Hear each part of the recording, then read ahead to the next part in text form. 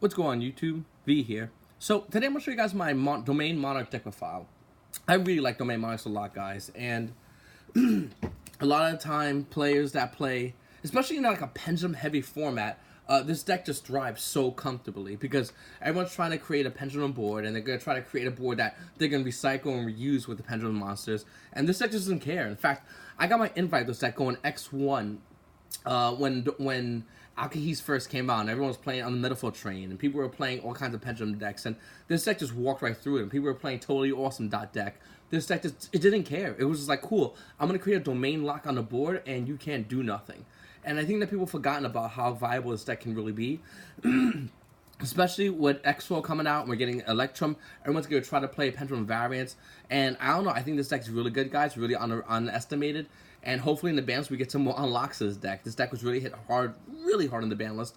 And I would love to see a couple of cards come off it just to give it a little more, I don't know, leniency. And then seeing this deck a little more unlocked versus the current meta, I think it'll do really good, guys. And I like this deck a lot, like I said, and hopefully you guys do too. Please make sure to comment below, hit the subscribe button as always for notifications, and if you guys like this deck profile and to see more deck profiles, or even a future update of this deck, please comment below. I always like to read all your comments. So let's go over the deck. I'll go over the deck first, and I'll give you guys my reasons afterwards. First card up is Ether. We only play one because it's limited, unfortunately. Hopefully we'll get that fixed. Up next is 3 Erebus. Love this card. Up next is 3 Vanity's Fiend.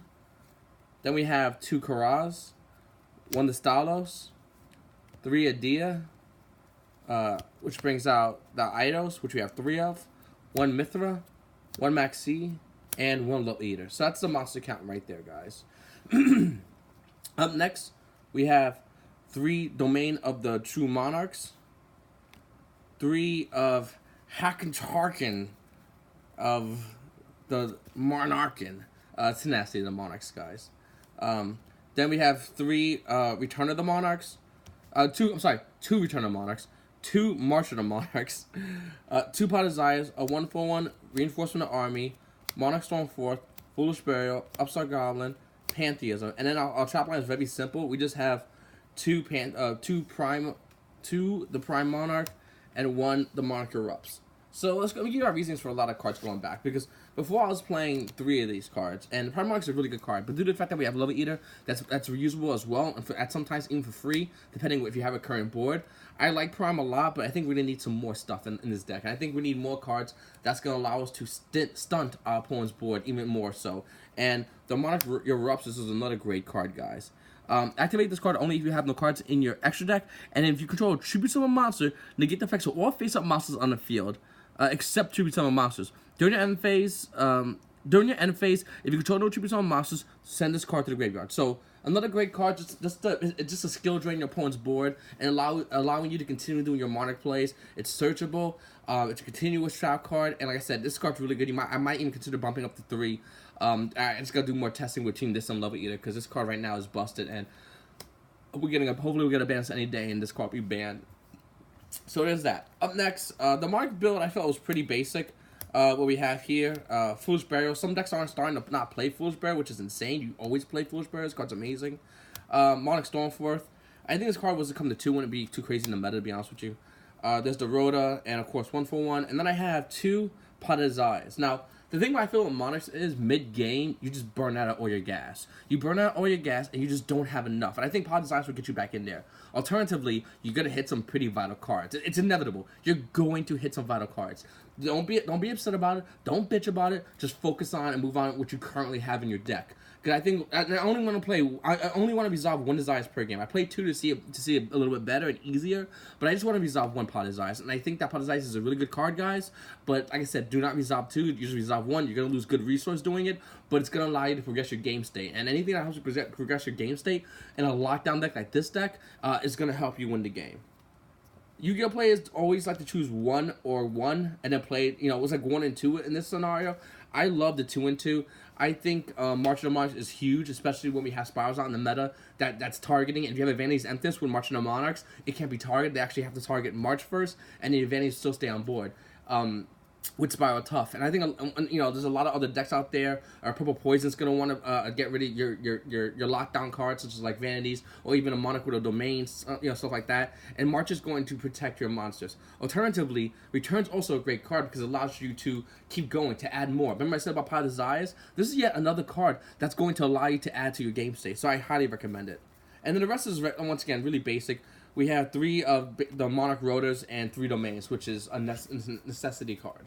Okay, so let's go right into the spicy tech, because Lava Eater is amazing. I'm going to read the effect real quickly, guys. If this card is in the graveyard, you get activate this effect by selecting one face-up monster level 5 or higher you control. Reduce that monster's level by 1, special summon this card from the graveyard. This card cannot be tribute summoned except for a tribute summon.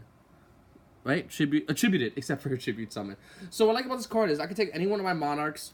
I could take my Vanity's Fiends, any one of these other Monarchs here, reduce their level by 1, and allow me to progress my game state in an easier way, and it's basically for free. Because what's going to happen is, Domain's going to reduce all these guys by 1, these Monarchs by 1, I should probably hold it like this one.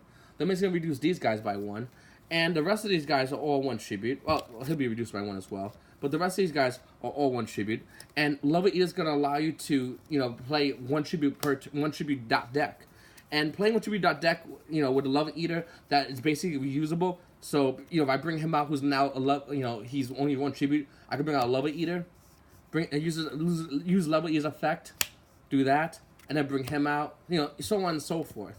It's recyclable, it's reusable, and it's almost, if not arguably, better than the Prime Monarch. I still think Prime Monarch is needed in this deck, because I like the fact that it can recycle, and that ability is still useful for this deck. But just the fact that Lava Eater is on meta, and I don't know why I never played this in the past, but it's pretty good of a card, guys. And I really think that a lot of players should definitely, maybe at least test this card out. So the only card I'm playing that I'm seeing not many Monarch players play, or maybe they are playing, but they're mixing it with Majesty's Fiend, is Vanity's Fiend. This card is needed. I don't want to hear no questions about it. This card is absolutely unequivocally needed.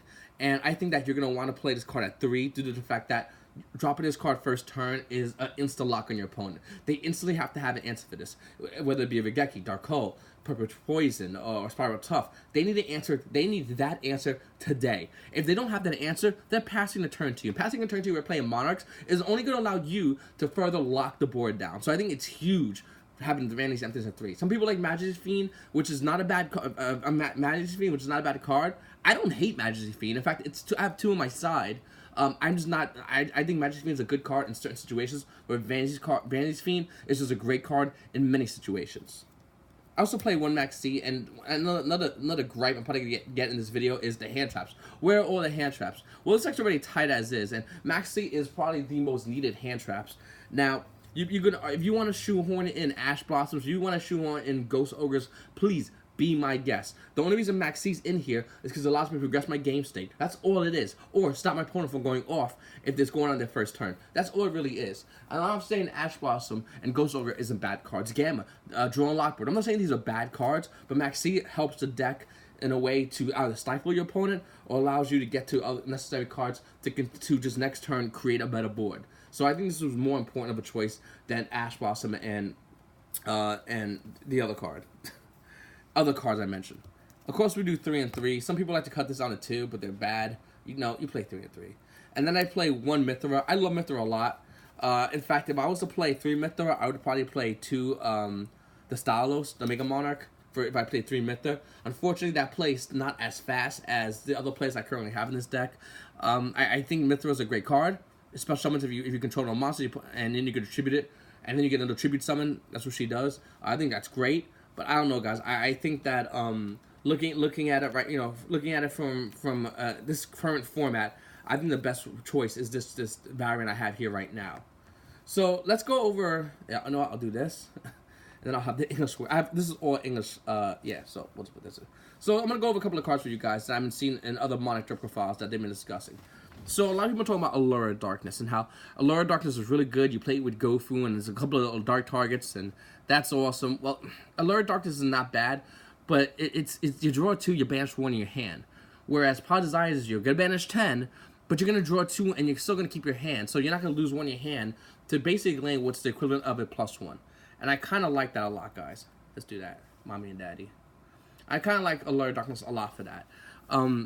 Gofu, I would have played probably 3 Gofus and then a Lure, of course, because that would have made more sense. The problem is Gofu's limited, so we can't play Gofu at 1. Now, you could try to play Gofu in this deck as it is, and it's not a bad card. I just think that Lovely Eater, and as the deck being as tight as it currently is, I'm not a big fan of it. But I don't disagree with anybody who considers playing Gofu, considers Gofu a good card. It absolutely is, but it's just not enough. And I want to have enough cards in my deck to just get to my combo. Because the main thing I want to do is just lock my opponent's board down, murder their face, and end that game as quickly as possible. With Domain Monarchs, you don't want to drag the game out. You want to lock your opponent down and make them realize there's nothing they can do. And continue putting great threats on board and trying to push that game over as fast as possible. By stalling out with Domain Monarchs, you just open a chance for your opponent to draw better and better cards. Other cards, people talk about that people might be asking, where's MST, Castle Cyclone, Two Twisters, where these cards are great cards. Our meta doesn't call for it. We're not seeing a lot of players play strikes in the back row, warnings. We're not seeing that much back row being played. There's so much anti-back row stuff out right now. It's highly unlikely you're going to run into, especially playing this deck, you run into many opponents who are going to play a lot of back row. Fuck, even Magical Musketeers have back row, they just play from their hand.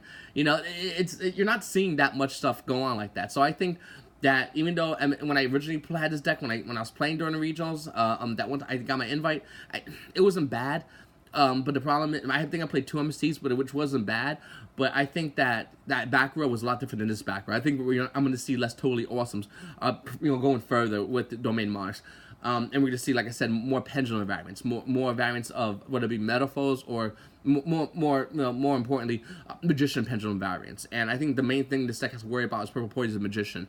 And if this deck has an answer against Purple Poison Magician, I think it'll do great. I think, with one of these, March, and 2 Monarchs on board, you're going to be able to just laugh at your opponent while he has Purple Poison Magician out there, as well as you have a Domain Lock. And, I mean, you can have a Vanity's Fiend with one of these. You can even side in the Magic Fiend if you really want to in that build.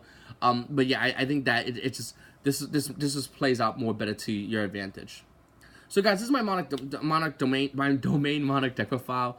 Please guys, leave a comment, like below. I really appreciate it, and get any feedback you guys have. I'm always playing this deck. I'm constantly we're tweaking it, working on different variations of this deck. It's probably one of my favorite decks. That's why it's all German. I like the German decks I like. I also have Black Wings that almost fully German as well. And I'll probably have that profile up. I have a lot of other deck profiles I want to show you guys as well. I have a lot of other cool stuff I want to show you guys. And other cheap rogue decks I want you guys... not that this deck's really cheap by any means compared to the other decks I'll show you in the future.